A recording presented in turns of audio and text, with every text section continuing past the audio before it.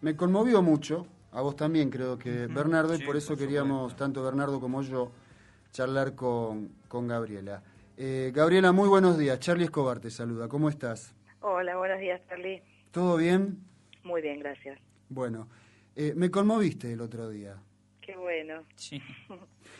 Para nosotros, bueno, mi caso, que tengo un paso por la universidad, ver el estado en el que al que están llevando a las universidades públicas, la verdad me parece lamentable y me entristece muchísimo.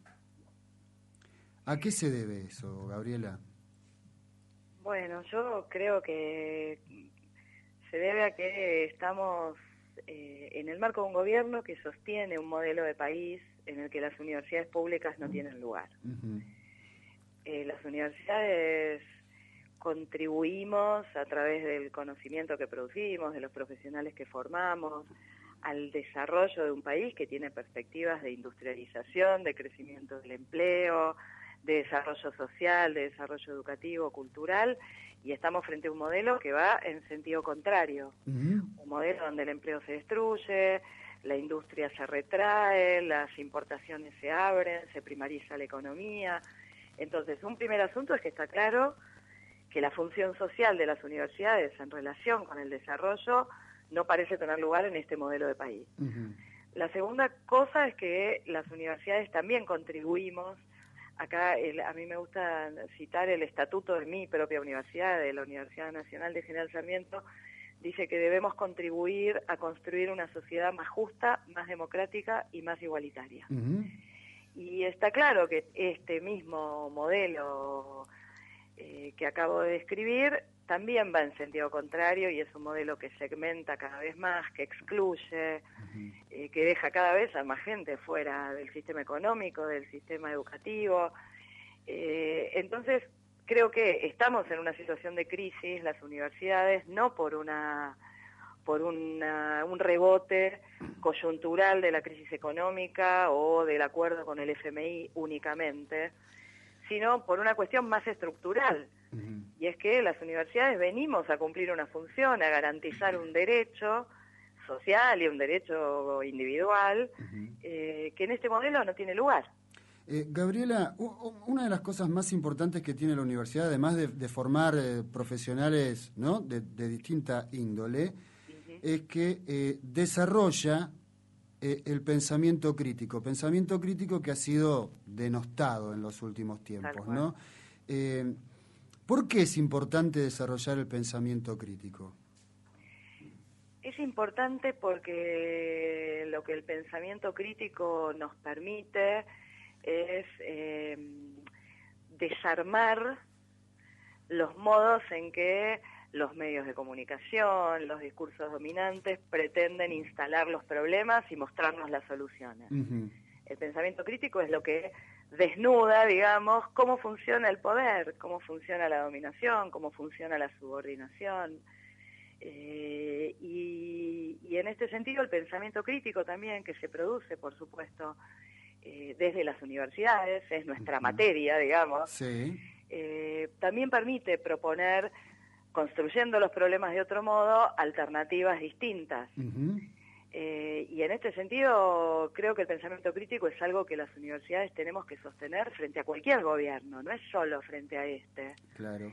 Y también frente a formas de subordinación, de generación de desigualdades que están inmersas entre nosotros, tengamos el gobierno que tengamos. Te doy el ejemplo de las relaciones de género. Sí, claro. ¿No? Ese es un ejemplo donde es la crítica y es el pensamiento crítico lo que permite visibilizar relaciones de dominación que están muy encarnadas en todos nosotros.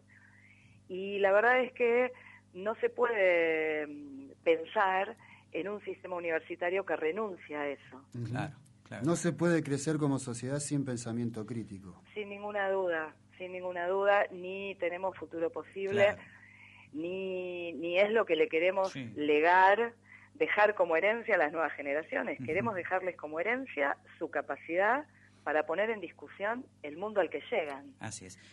Gabriela, te saluda Bernardo Elfman, ¿cómo estás? Hola, Bernardo. Bien, bien. ¿Los pobres pueden o no acceder a universidad? Digo esto por lo que dijo la gobernadora, ¿no? Sí, esa es una gran pregunta. Los pobres llegan a la universidad, los dichos de la gobernadora contienen una falsedad que se demuestra empíricamente. Sí, claro. Podemos mostrar los números de muchas de nuestras universidades, donde buena parte de nuestros estudiantes vienen de familias donde son la primera generación de universitarios, en condiciones de vida muy complejas. O sea que los pobres o las personas que viven en situación de pobreza, por supuesto que llegan a la universidad.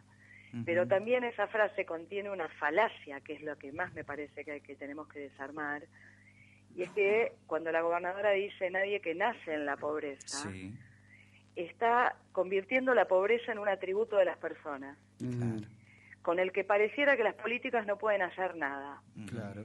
Y la pobreza no es otra cosa que las condiciones de injusticia a las que las personas se ven sometidas. Y de ahí se sale con políticas. Claro. Sí, sí. Entonces, me parece que es muy importante que las universidades interpelemos a los jóvenes que llegan a nuestras aulas, no por la condición social en la que están sometidos, sino porque son jóvenes que tienen derechos. Y nosotros somos instituciones que deben garantizar esos derechos. Así que no por ningún lado es defendible. Yo creo que lo que la gobernadora, o lo que esa frase, digamos, Sí. termina instalando es que ninguna salida es política. Claro. O que las políticas no pueden nada con una situación esencial, digamos, Sí, de las sí. personas. Y todos los días demostramos lo contrario. Yo soy primera generación de universitarios de mi familia. Entre mi padre y yo hay 4 niveles educativos de diferencia. ¿No? Mi padre hizo la escuela primaria y yo hice un postdoctorado en el exterior. Claro. Y lo hice gracias a la educación pública. Totalmente. Y hoy soy rectora de una universidad pública. Entonces creo que esto es lo que tenemos que salir a discutir, que estamos acá garantizando derechos. Perteneces a los nadies, ¿no? De Galeano. Sí, tal cual. Y ahí, bueno, esa frase esa partecita de ese discurso Sí, espectacular. que se viralizó tanto, se lo debemos, por supuesto, a Galeano, 100%.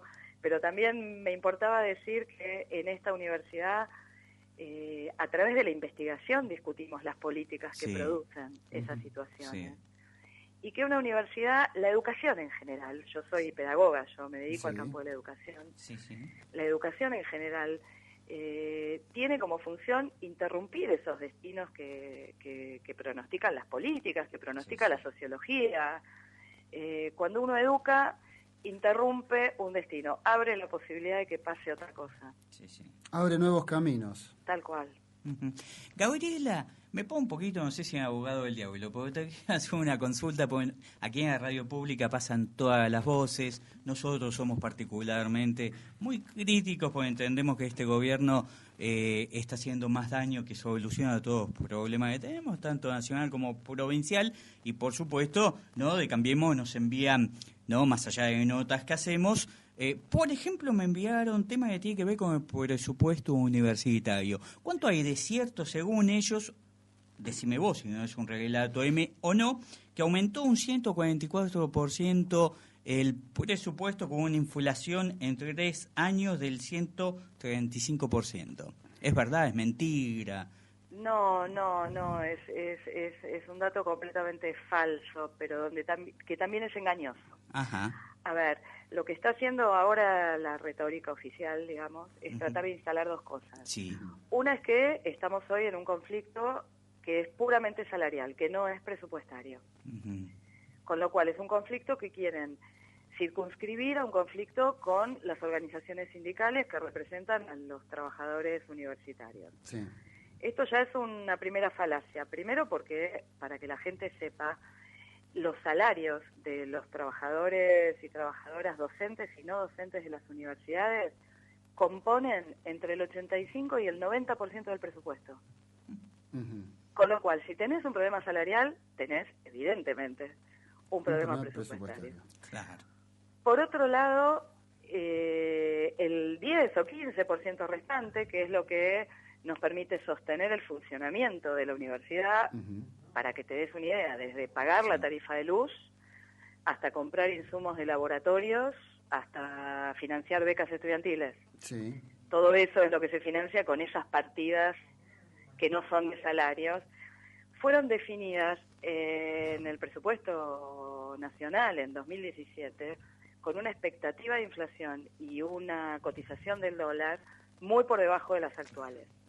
Entonces, tenés un primer asunto, y es que aunque nominalmente, si vos comparás los presupuestos en los últimos 3 años, hubo efectivamente un incremento, no es del 130 y pico, es del 105% aproximadamente.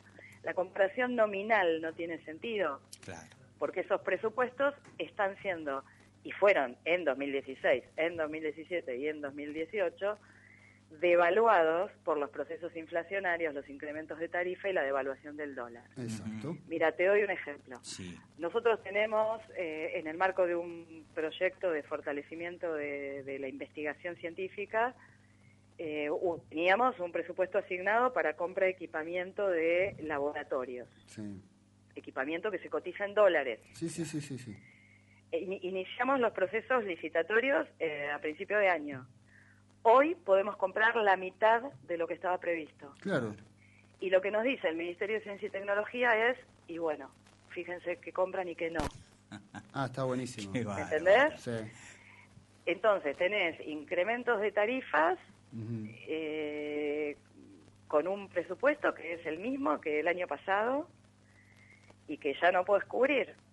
Entonces es evidente que hay problemas muy serios con el presupuesto universitario, pero el PRO en particular tiende a creer que los problemas son comunicacionales y que si instalan una información que resuelva el problema en los medios de comunicación, el problema se resolvió, pero el problema persiste. Claro. ¿Y cómo se sale de esto, Gabriela? Se sale con una decisión política de efectivamente priorizar la educación pública y en nuestro caso la educación universitaria. Acá el presidente creo que lo dijo ayer, yo no fui invitada a la reunión que tuvieron algunos. Igual no te preocupes porque duró muy poquito. Sí, duró poco, sí. Sí, creo que no se llegó a enfriar el café. No, dicen que leí una crónica en la que decían que no le sirvieron café porque están en crisis y que solo toman agua. Está bien, está bien. Pero decía... Ay, me perdí lo que estaba diciendo. Con respecto a la reunión, que no fuiste. Con respecto a la reunión, que había otros... otros rectores. El presidente dijo... sí, pero espérate, que el presidente dijo... Bueno, no sé, me olvidé. No importa. Igual digo, a ver, ¿cómo es esto? ¿Invita a algunos? ¿Invita a los que son cercanos a él? ¿Cómo se interpreta esto? Así exactamente, invita a algunos que son cercanos a él, entiendo yo, que puede generarle una situación sin demasiado conflicto, con un solo sentido, creo que es nuevamente comunicacional y mediático, que es el de instalar la idea de que las autoridades universitarias acompañan este ajuste. Claro. Y ahora recupero porque acabo de acordarme lo que, lo que les iba a decir. Decía que salieron de allí algunos rectores, ustedes los habrán escuchado como yo en los medios, diciendo que el presidente detalló la grave situación económica y de ajuste fiscal en la que inevitablemente nos vemos envueltos. Y la verdad es que la alternativa acá es una alternativa que está a la vista. Ustedes dicen, ¿cómo se sale? Vos tenés dos alternativas, o priorizás el pago de intereses de la deuda o financiás la educación pública. O priorizás bajar las retenciones a la soja o financiás la educación pública. Claro. O priorizás eliminar las retenciones a la minería o financiar la educación pública. Ya sabemos qué opción tomó este gobierno. Se sale tomando la opción contraria. Mientras la educación se siga anotando en la columna de los gastos y no en de las inversiones, estamos al horno. Exacto, ese es el problema y el presidente lo dijo muy claramente en un discurso a principios de este año. Yo escribí una nota en un diario sobre ese tema, mencionó a las universidades solo como un ejemplo de gasto público excesivo e ineficiente que es necesario recortar. Está todo dicho. Está todo dicho. Bueno, Gabriela, la verdad, un lujo. Nos quedaríamos toda la mañana charlando con vos. Muchas gracias. De verdad les agradezco mucho el llamado y que le den lugar en los medios y en las radios, que cada vez reducen más su pluralidad a estos temas. Les agradezco mucho. No, nosotros vamos a estar siempre, por una cuestión ideológica, en defensa de lo que es la educación pública. Y además, en mi caso también, soy primer generación en la familia de estudiantes universitario. Así que, nada, comparto todo, me duele muchísimo todo esto. Amo la universidad pública. Así que todo lo que uno puede hacer desde este lugar lo siento como una pequeña retribución hacia todos aquellos argentinos que con sus impuestos van financiando la educación pública. Somos muchos y muchas, y los convoco y mañana, a todos, ¿no? a todos. Mañana, sí, ahí está. 17 horas en el Congreso, defendamos la universidad. Ahí está. Defendamos la universidad. Gabriela, te mando un gran abrazo. Un gusto. Chau, hasta luego. Gabriela Dicker, rectora de la Universidad Nacional de General Sarmiento. La verdad, un placer. Un placer, digo, cuántos cuadros, como uno dice, ¿no? Cuando hablábamos hace años, políticos, cuadros de estudios, ¿no? Preparados como Gabriela, ¿no? La verdad que un lujo y que sean desaprovechada su palabra, porque debería estar en esa reunión con el presidente y seguramente le plantearía otra cuestión, ¿no? Licenciada en Ciencias de la Comunicación, recibida en la UBA, con posgrado, un doctorado en Educación con énfasis en Historia de la Educación y la Pedagogía en la Universidad del Valle en Cali, Colombia, un postdoctoral en la Universidad de Valladolid de España, y podría seguir.